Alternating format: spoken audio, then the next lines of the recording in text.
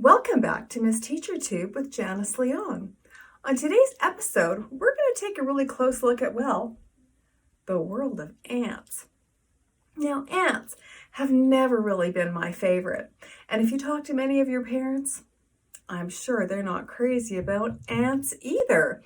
Ants are everywhere, all over the world. Well, in today's episode, we're going to look at them very, very closely. And you'll notice that you never see ants traveling all by themselves. They are very, very social creatures. They like to travel and live in very large groups called colonies. Now, around the world, ants can look a little different, but they're all very similar in a lot of ways. In fact, they have a lot of things in common with us humans. They don't like to be alone. They have different jobs when they get together and work together in great, great big groups. With the ants, you find like three main types of ants. There's one rather large ant called a queen ant. There's only one queen in a colony. Her only job is to lay eggs. Then there are worker ants. Now the worker ants, their job is to take care of the home and babies. Now, worker ants take care of the home in a very special way. They gather things from nature, they dig. Depending on the ant colony, their home can look very different from one place to another. These homes are called nests. Here in North America, when we look in our backyard and we see an ant colony, we notice that they're living underground. They dig very elaborate nests underground with all different types of rooms inside of them where they store food, where they store eggs, and they take care of one another. That's very interesting. And it's a very large series of tunnels that they have dug underground to survive in. Now in the rainforest, in South America, you can see nests in trees or on plants, only they're not building them out of things. Their bodies are the nests, and they put the eggs in the most inner part of that nest, and the bodies of the ants make the nest. Those are army ants, and they travel from place to place. They're quite fierce. We don't have those ants here. Our ants, we kind of think of them as pests here in North America, but they really are nature's cleaning crew. If we didn't have ants, we'd have a whole lot of garbage and things rotting on the ground. Ants take care of a lot of these problems. So we're going to look at ants in much greater detail. We'll see you soon.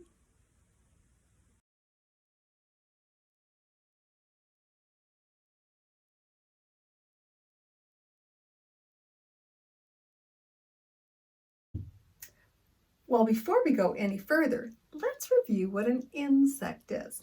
You can see from this little guy, an insect has a head, a thorax, and an abdomen. Plus, if you look closely at this little ant, he's got 6 little legs. The minute you see those characteristics in an animal, you know right away they're part of the insect category or the insect family. So, there are some other features that this little guy has on his body. But if you see the head, the thorax, the abdomen, and you can count 6 legs, you're looking at an insect. So an ant, definitely an insect. We'll see you soon.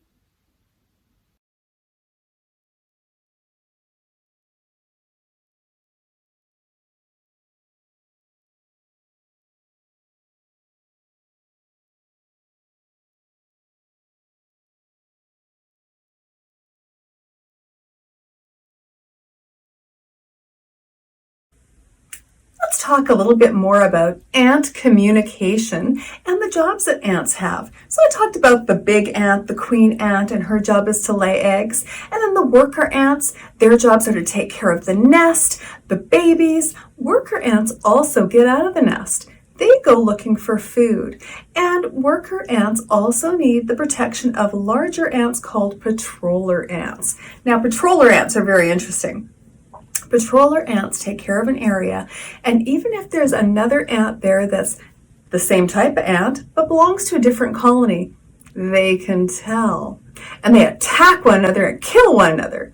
They're not very friendly with ants that don't belong to their colony. So the only ants they like are the ones that are part of their colony. You can think of their colony as their great big family. If you're not a family member, you don't belong to that colony, they'll kill you right away. Now, the worker ants, when they venture outside of the nest, They're hunting for food, and they have a very interesting way of communicating with each other. I mean, we talk to one another. Ants do too, but they don't use any voice. They use chemical scents. So when your worker ants are out and about and they find a really good food source, they will mark it. And then they will run back to the nest, leaving a chemical trail behind that's invisible to us. But all the other worker ants can smell it, and they'll get even more worker ants together, and they'll follow that trail back to the food source, break it apart, and take it back to the nest, down inside the nest, and hide it in some of their secret rooms where they hide their food so they can use it for a long period of time. Now, the same thing goes with those patroller ants. They spot someone that doesn't belong, they give off a scent too to get all the other patroller ants there to help them take care of business and make sure nobody invades their colony. See you soon. Welcome back. Let's talk a little more in detail about ants and food. So worker ants, especially the ones that leave the nest to go look for food, they have a special name. They're called foragers. Now, forager ants, their whole job is to hunt. When you forage, you're looking around for things. So forager ants are looking around for food. Very few ants in nature are herbivores. Most of them are carnivores or omnivores. They are opportunists. They'll take advantage of whatever food happens to be lying around and take it back to the nest to feed their colony with it.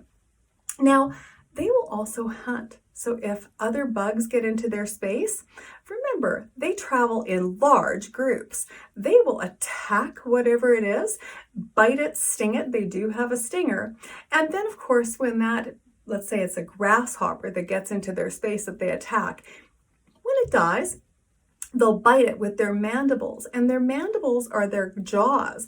And if you look at the diagram that I've included of the ant, they have quite a sizable jaw area, and those are called mandibles. So they use that to bite the insect and break it into smaller pieces. Because, I mean, although my ants are pretty strong, they can't carry very massive things. They have to break them down into reasonable size pieces to take back to the nest because they have a whole colony to feed. They have to somehow move whatever they found back to their nest. So they use those mandibles a great deal to break things down into smaller pieces. Now, remember I was talking about them being part of nature's cleanup crew. Now, they're not always hunting. If there's a dead or dying insect or other food laying around that's discarded, that's thrown away, like garbage, they will take that and make food source out of that as well.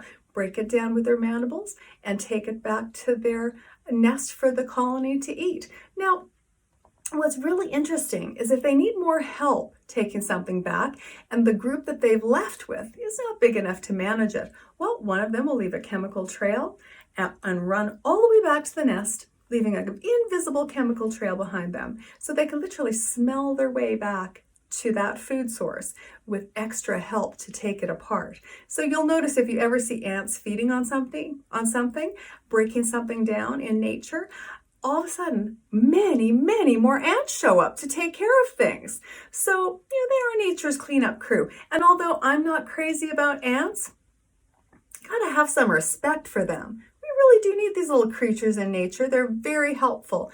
Imagine what the world would look like if we didn't have this little cleanup crew taking care of all the messes that are left behind.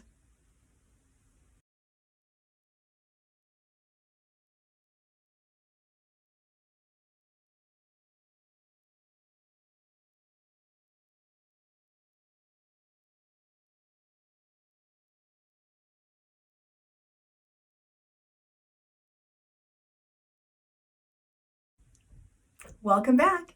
Well, we certainly have learned a great deal about the ant world today.